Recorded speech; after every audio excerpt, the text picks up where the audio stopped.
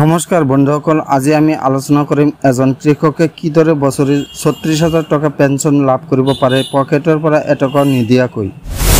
এই খবৰটো প্ৰধানমন্ত্ৰী কিষাণ মান ধন যোজনা PMKMY লৈ ভাৰত চৰকাৰে সৰু আৰু সীমান্ত কৃষকসকলৰ বাবে আৰম্ভ কৰা এই আঁচনি এটা পেঞ্চন আঁচনি।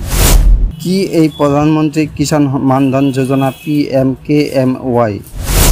এই আঁচনিৰ অধীনত ৬০ বছৰ পূৰ্ণ হোৱাৰ পাছত কৃষকে প্ৰতি মাহে ৩,০০০ টকাৰ পেঞ্চন লাভ কৰিব, অৰ্থাৎ বছৰি ৩৬,০০০ টকা। এই পেঞ্চনটো জীৱনভৰ দিয়া হ'ব, অৰ্থাৎ কৃষকে জীৱিত থকা পৰ্যন্ত এই পেঞ্চন লাভ কৰিব। কোনে লাভ কৰিব এই আঁচনিৰ সুবিধা? বয়স ১৮ বছৰৰ পৰা ৪০ বছৰৰ ভিতৰত হোৱা কৃষকসকল, যিসকলৰ খেতি পথাৰত বছৰি আয় ১৫,০০০ টকাৰ তলত, যিসকলৰ নাম PM কিষাণ আঁচনিৰ অধীনত নামভৰ্তি কৰা আছে। সাধাৰণতে কৃষকে প্ৰতি মাহে ৫৫ টকাৰ পৰা ২০০ টকা পৰ্যন্ত জমা দিব লাগিছিল।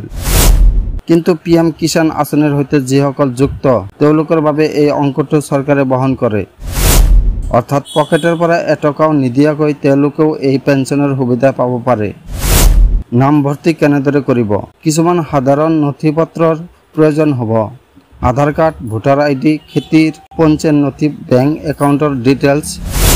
আপোনাৰ নিকটৱৰ্তী কমন ছাৰ্ভিচ চেণ্টাৰ CHCত গৈ নামভৰ্তি কৰিব পাৰিব।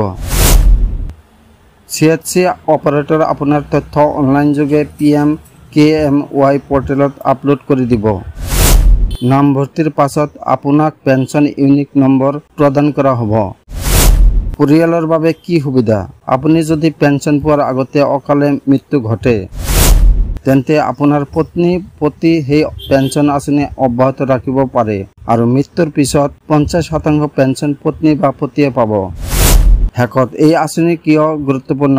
যিসকল কৃষকে বুঢ়া বয়সত আয়ৰ উৎস নাপায়, তেওঁলোকৰ বাবে এই আঁচনি এক সাহায্য হ'ব। সঁচাকৈয়ে প্ৰধানমন্ত্ৰী কিষাণ মান ধন যোজনা হৈছে কৃষকসকলৰ বাবে এটি আশাৰ পোহৰ।